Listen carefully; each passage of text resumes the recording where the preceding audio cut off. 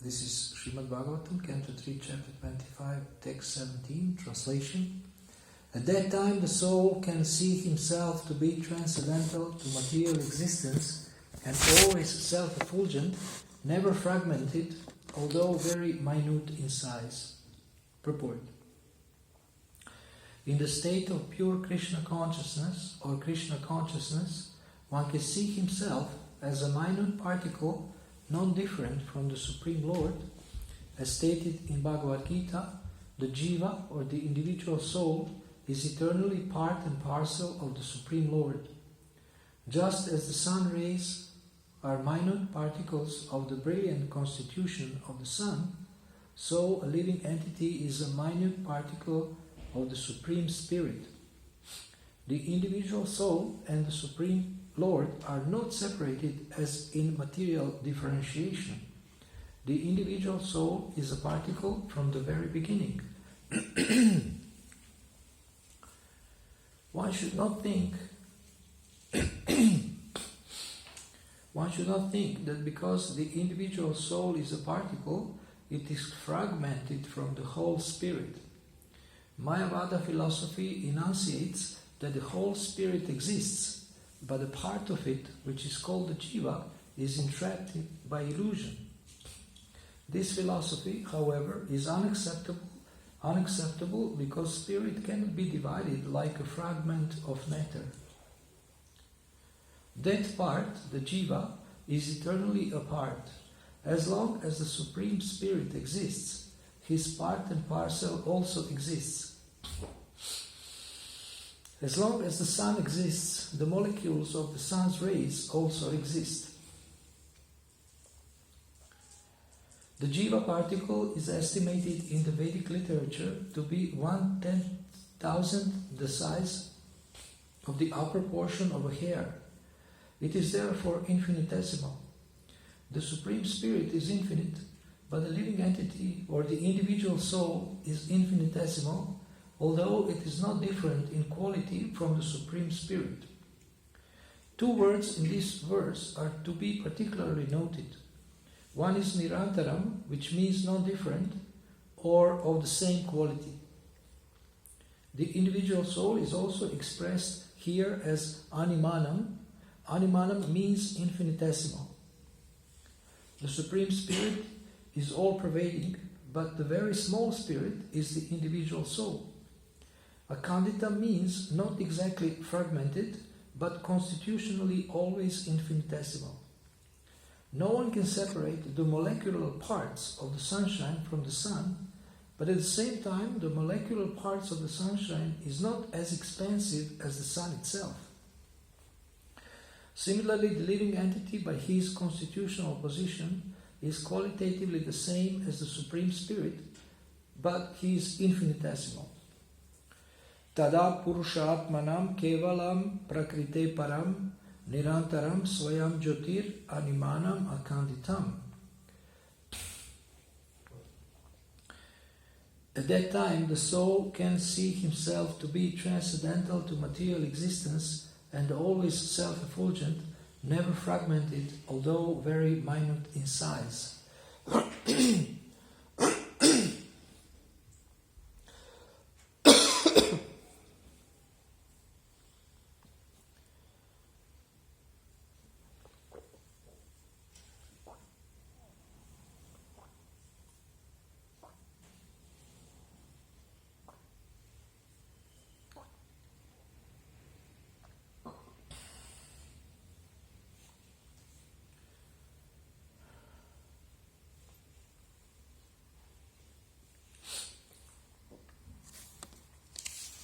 In the previous verse, it is said, when one is completely cleansed of the impurities of lust and greed produced from the false identification of the body as I and bodily possessions as mine, one's mind becomes purified. In that pure state, he transcends the stage of so-called material happiness and distress. So this is a beautiful chapter, the glories of devotional service, full of amazing verses that can help us in everyday lives. And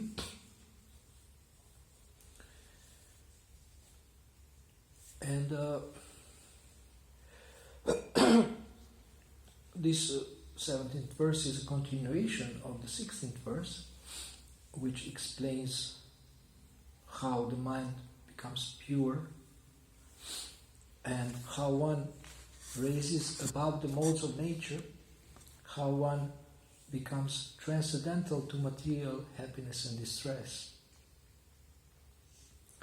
And the result of this is what is described in this verse, that the soul can see himself to be transcendental to material existence.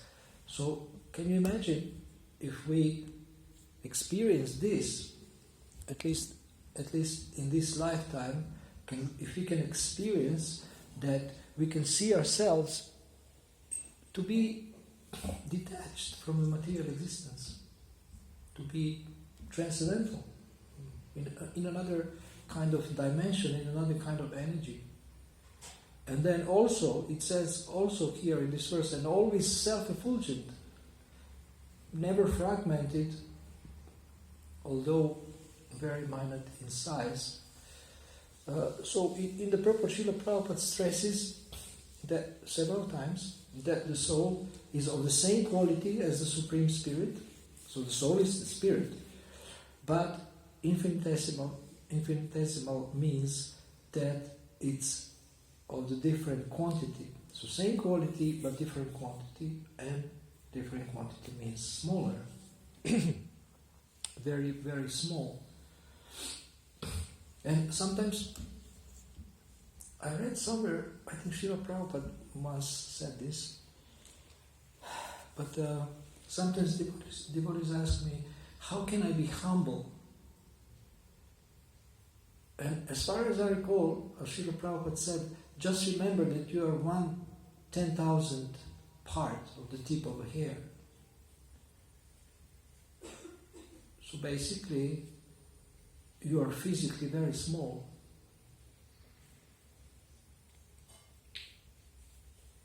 Now, if somebody has a small body, he can also be proud, very proud.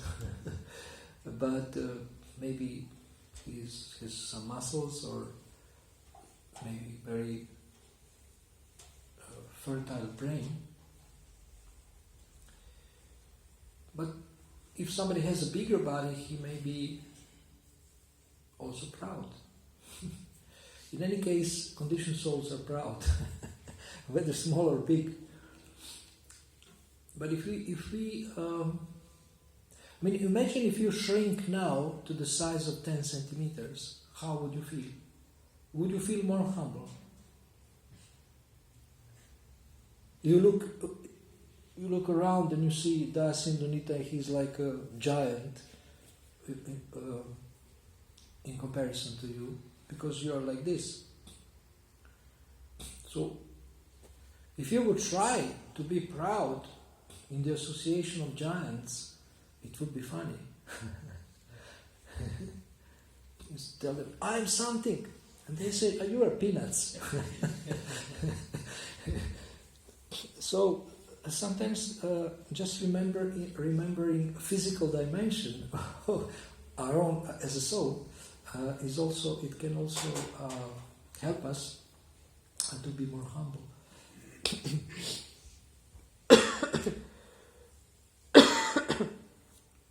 And humility is described as the first item of knowledge. In the chapter 13 of the Bhagavad Gita, texts 8 to 12, Amanitvam, the first item of knowledge is humility.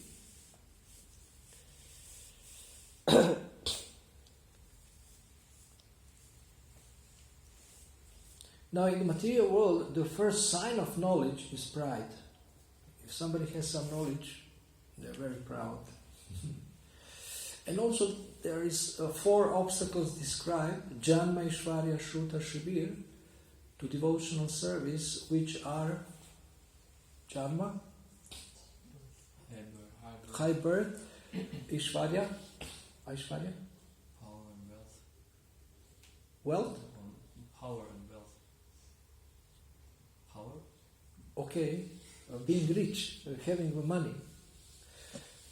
Power? I haven't heard of this, but maybe it's also there.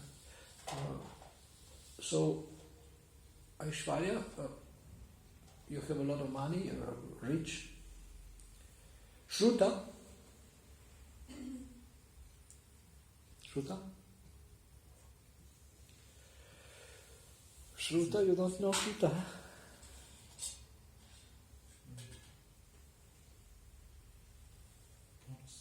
Fame. Shruta means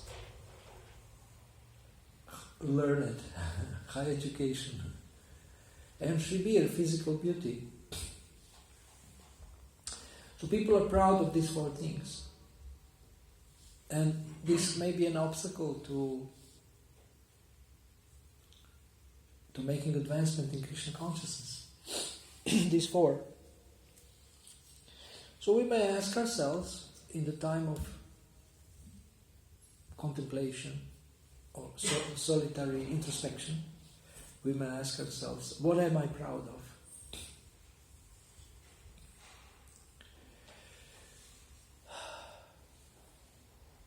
One man asked Srila Prabhupada, why are you walking so proudly? Because Prabhupada sometimes walks like this. His head is up. And Prabhupada said, I'm proud of my spiritual master.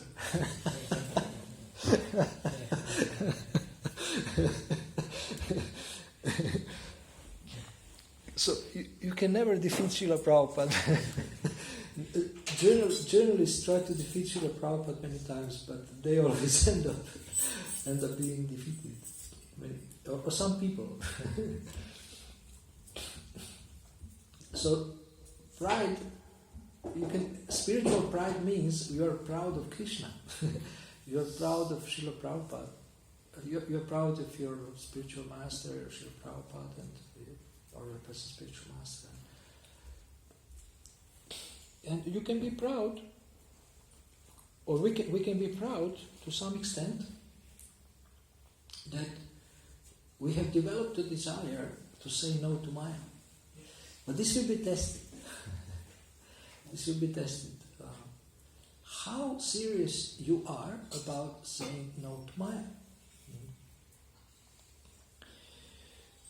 Now, these verses here are so good when you want to help devotees individually, one-to-one, when you spoke to devotees about their lives, about their challenges, about their problems, their personal things. One thing we see when we talk to devotees is identity crisis. We lost our old identity in the material world, and here we don't feel 100% as devotees.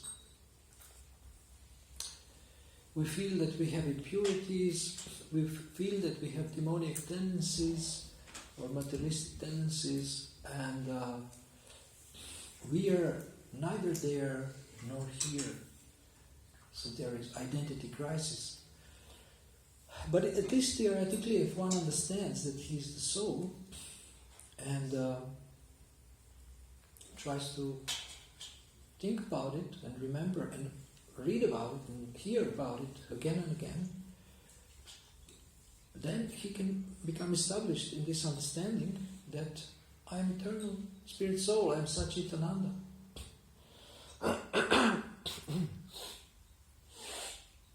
Today in the material world, people teach affirmations to replace negative self-talk. Positive self-talk is a multi-million-dollar business today. People teach you, hypnotherapists, and people teach you how to tell yourself positive things. But the things they tell you are actually will enhance your illusion. For example, they say, you can say to yourself, I'm great. So devotees speak about self-esteem. But where in the scriptures it is said that we should have self-esteem? Advaita Maharaj, who is famous as on the wise side of the philosophical approach, he had a seminar called How to Lower Your Self-Esteem. Now, how can you respect yourself if you identify with the body? So what this teacher encouraged people with their affirmations is to strengthen their material identity. So we want Krishna conscious affirmations. Like Mahatma Prabhu, he made affirmations for japa. We need affirmations for japa. Nobody can say my japa is great. Who can say my japa is great? We have one devotee raise his hand, our president. He's very bold. He's not afraid to be publicly challenged. But I'm not going to challenge him now, maybe some other time. Today's Gita Jayanti, I'm going to be nice. So, actually, many verses are affirmations. I like one affirmation from Chaitanya Charitamrita. I am a servant of Lord Chaitanya, I am a servant of Lord Chaitanya, I am a servant of Lord Chaitanya and servant of his servants. Isn't that nice affirmation? So you repeat this all the time. It's very difficult to be, if you repeat this all the time, it's difficult to be Maya. It is a Krishna conscious affirmation. Then some teachers, I don't know, maybe I'm wrong, but some teachers, they say, you should repeat, I love myself, I love myself, I like myself, I like myself. I have difficulty with this because I don't like myself. Actually, I don't like my conditioned self.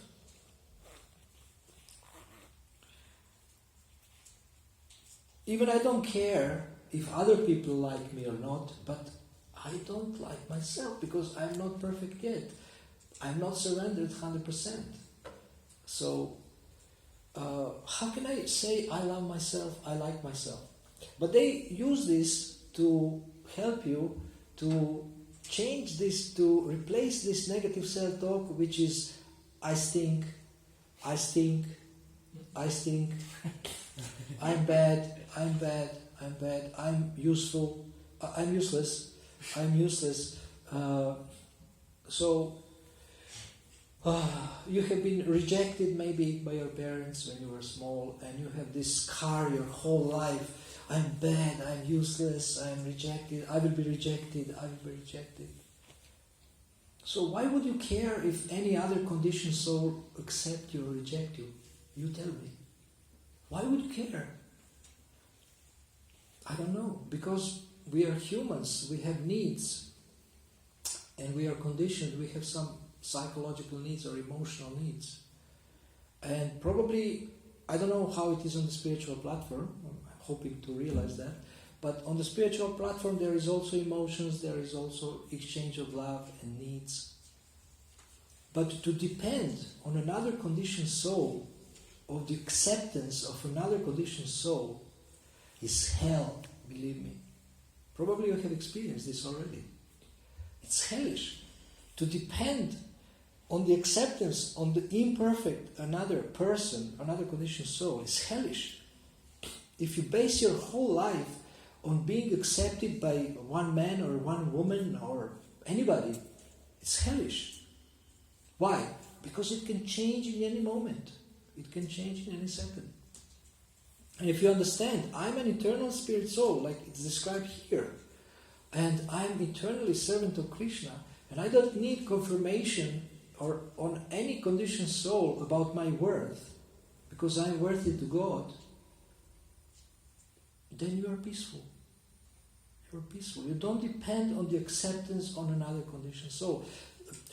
There is, like I have heard about coaches, people who are doing amazing things with coaching.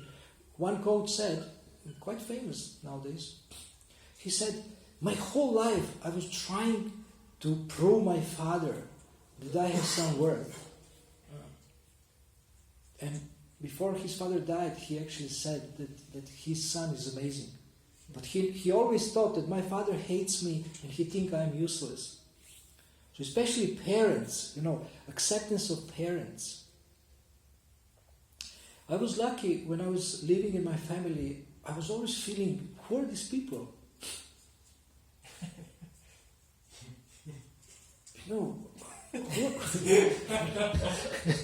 I mean, how come I came into this family? I mean, they're not bad people. My parents are very nice. I mean, yesterday I spoke with Krishna Prema Rupa Prabhupada. I was lucky. I had quite nice parents. They're not stupid. They're not bad people. But still, I felt they don't really understand what's going on. I mean, neither did I. But they are doing this and that, and trying to work and take care of my brother and I, but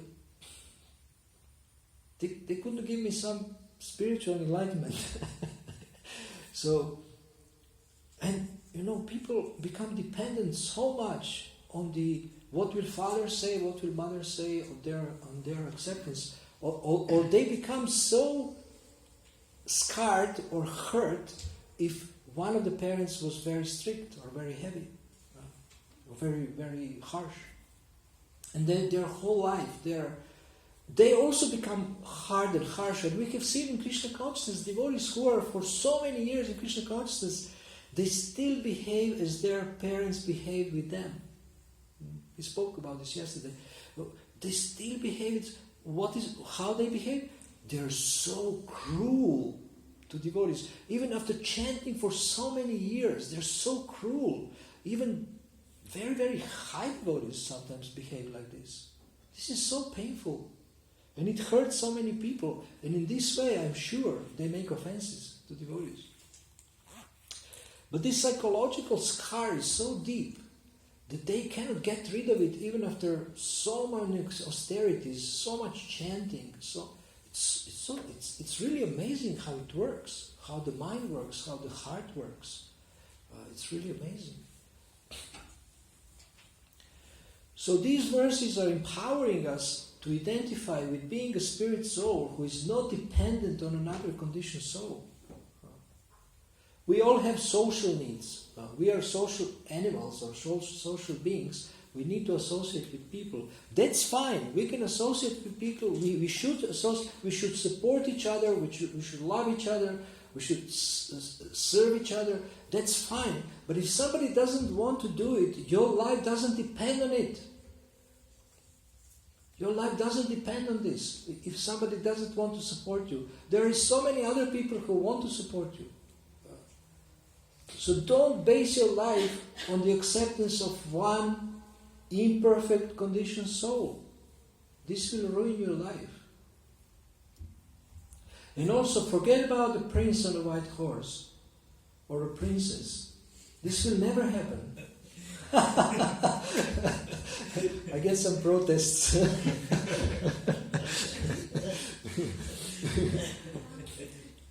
You can get almost perfect Krishna conscious husband, Prabhuji, who is almost Paramahamsa. And you can get almost perfect Vedic wife, Mataji, who is almost perfect Vedic wife. But they will never be 100% perfect or 108% perfect. There will be always something in them that will bug you.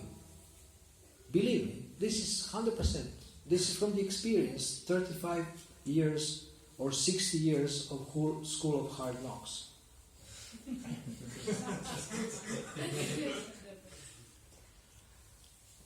And then there is this dream that I'm going to change my wife. Good luck. Or I'm going to change my husband. I'm going to mold you as I want you to be. And then you will be perfect. This is a dream that everybody has. Then you will be exactly as I want. You will be my perfect partner and I will be happy. So this is another illusion. If you change, I will be happy. You will be happy only if you change, not if you change, not if somebody else changes. We think if the world becomes perfect, I will be happy. No, you will be happy if you become perfect. And what is that perfection?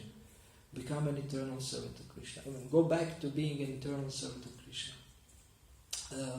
Become a servant of everyone in a Krishna conscious way. You don't need anybody else's perfection for you to be perfect. We already have perfect examples of acharyas. Srila Prabhupada has come. And so why? People leave ISKCON because some gurus left. Why should you leave ISKCON?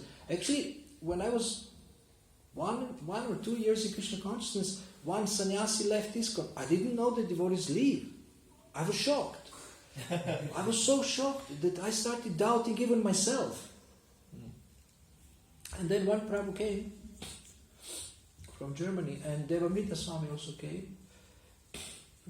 And his name is Dasharavatar Prabhu. You know him? Dasharavatar. He's very tall, very remarkable looking, and very good preacher. So I sat with him and told him, I have doubts. Now this Swami has left. And I'm doubting even myself. And he said, why should you base your life of somebody else's mistake or somebody else's weakness? I mean, your relationship with Krishna doesn't depend on him. And I was thinking, this really makes sense. This was really like an awakening, like a nice moment. So he was just telling me, you're an eternal spirit soul, you have an eternal relationship with Krishna, so you just go on with your devotional service. And I did. And Devamrita Swami was preaching to us, because everybody had doubts, not only me. Most of us were new.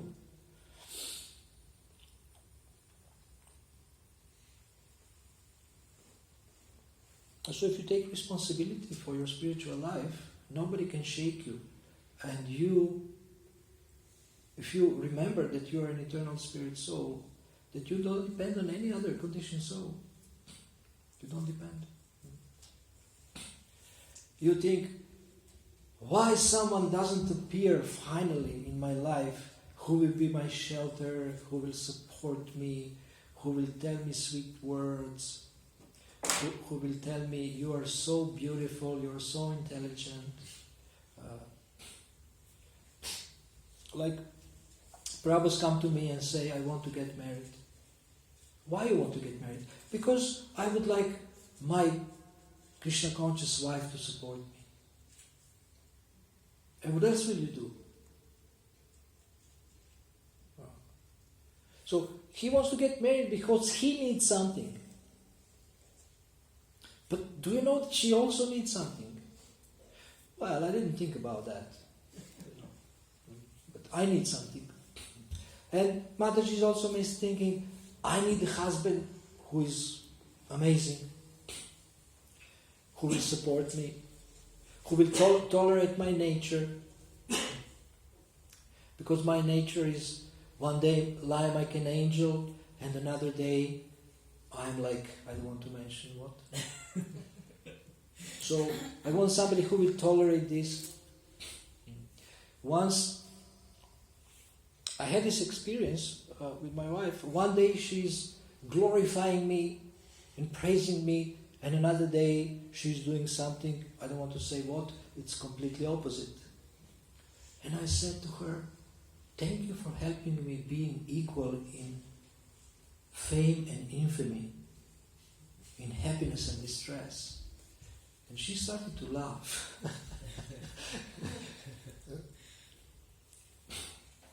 So we want someone who will accept us unconditionally, but that person is already there and we don't notice him. This is Krishna in our heart. He is always following us. He never leaves us, whatever we do. And we accept another conditioned soul to give us unconditional love. This is not going to happen. This is not going to happen. So I will help you to find the perfect partner, but he will have a little bit of imperfection. Sorry. Little bit of imperfection. And this imperfection will maybe hurt you, or pain you, or how you say, disturb you. So this is the reality. And the only perfect person is Krishna. He has a perfect reciprocation, perfect relationship. So these are such powerful verses, and we need to be a little bit independent, a little bit independent. Even in the Shastra is said that Guru may fall down. This is also in the Shastra. So when Guru falls down, people leave ISKCON, leave Bhakti Yoga. This is a perfect excuse. Okay, let me be in Maya now. Now I can be freely in Maya because everybody is falling. So, but if you believe in Prabhupada's words, and if you understand your position, which is described here, you will never leave, no matter what happens. No matter who falls down, you will always stay. And this is, I think, the message of the Shastra. Just become so determined and so convinced, with so much faith, that nothing can shake you. Are there any questions? Yes. Yeah, thank you for the lecture. I appreciate the points you make. I would like to comment something on the topic of self-esteem you mentioned. Self-esteem in connection to also spiritual life. I would argue the affirmative, that it is rather helpful to have self-esteem, out of the reason that my experience or my logic is that if a person has rather self-esteem in the sense of I have worth or value, I'm capable, or I have abilities, this person will feel rather encouraged and trusting that he can do something also for Krishna, that he is capable of a service, which confirms the person. Whereas if a person has a very low self-esteem, the tendency is to doubt also, can I really do that, should I really do it, does it make sense? And there will also be discouragement in the person what we call mental. They will be mental and feel like, why should I do? There's tendency for passivity. So in that sense, perhaps one would also need to ask, what is self-esteem exactly? What do I talk about? Because it might be mistakenly equated with some unnecessary pride, which I would distinguish. So it would be my comment on the self-esteem. I would say, yes, self-esteem is relevant also in spiritual life. Rather a higher self-esteem than a lower, because it might be also confused with humility. Humility is like same as low self-esteem. I would say it's a difference. Yes, you're right.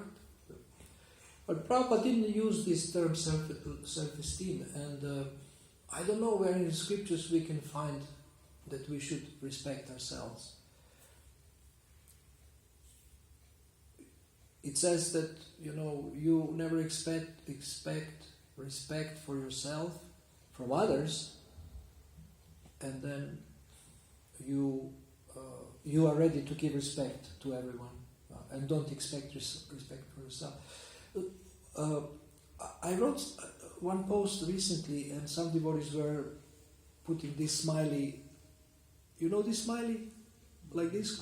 Wow, or I don't know what is this smiley. Wow, or something like wonder. So I wrote, if you have faith in God, you don't need self-confidence. Isn't it? If you have faith in God, you don't need self-confidence, because Krishna says, I am the ability in man. And we learn that we are zero. But if you put 1, you become 10. So we give all credit to Krishna. He created us. He gave us everything. So these people who try to help others and help themselves, they introduce these terms which are actually can be misleading, like self-esteem, self-confidence. I don't know, where is self-confidence? In which Shastra there is mention of self-confidence? Perhaps a word that we use, which can be connected with, is faith. Strong faith is a form of conviction, which requires that you are convinced that you can be a vessel for Krishna's mercy. These are like. And this is kind of You will also, be a vessel, yeah. Yeah, but also that requires some kind of esteem, some worth that you think, oh, yeah, I can be that. Because low self-esteem means no, I'm not even deserving of Krishna's mercy. Perhaps this can go so far, and that's illusion. But you can use low self-esteem as an excuse not to serve. You can. Like this, you say, I'm nothing, therefore I will not do any service. So this is cheating. This is cheating. You are nothing, but you make an effort, my boy. You make an effort and let Krishna use you, and you will become something. I mean, I'm preaching to devotees, you become a trusted guide in the society all the time. You become someone in the society. Don't be shy to do marketing. I'm telling this to devotees all the time. And I'm telling you, but remember, you are an instrument. You think of yourself as an instrument, not as a big self-help guru or something. Okay, we have to stop here. You have a Ishtagoshti. Yeah, I mean we can wait till the curtain opens. Okay. Okay. Yes. You say that we should be independent of other conditioned souls, but at the other side we hear that the six Goswamis, for example, Dira Atira, they were dear to the demons and to the Surus and to the Asuras. So I hear that we should. I mean, I agree with that. We should not depend on somebody's on the conditioned soul's mercy that he will accept and love us. But on the other side, I think if a person has a certain problem with us, that we should also not say, okay, he's conditioned, so we should think about what is wrong with me, isn't it? In a certain way, we should confirm if the person has some valuable, if the problem the person has with us is maybe because of certain conditioning, or if it's, and if we can do something on it, isn't it? If we can help them, or what do you want to say? If I hear that we should not depend on someone's conditions Acceptance. to accept us. In the temple, we experience often that there's chastisement, or there are big persons in all kinds of ages, like not just peers, also equals. They have some problem with us and not shy to tell us. And then I also think maybe that person is unnecessarily speaking, so unnecessarily criticizing, and I should not take it so seriously. But on the other side, I'm also thinking maybe it's showing myself something that I should work on. It's a good point, yes. Yeah, we should listen to feedback. That's true. Okay, this is a big topic now. You have to do Ishtagoshti. We can speak about it. I will be here for some time. But it's good to make a distinction what is what. It's very important. These questions that we are raising are very, very important. We have to make a distinction what is what. We can mix things. Mix this and that. And, I'm not for any extreme attitude. There should be some balanced attitude about our material existence and spiritual existence. But I still stand by the statement that depending on another conditioned soul 100% is hellish. It's always risky, too risky. Okay, Srila Prabhupada ki. Yeah.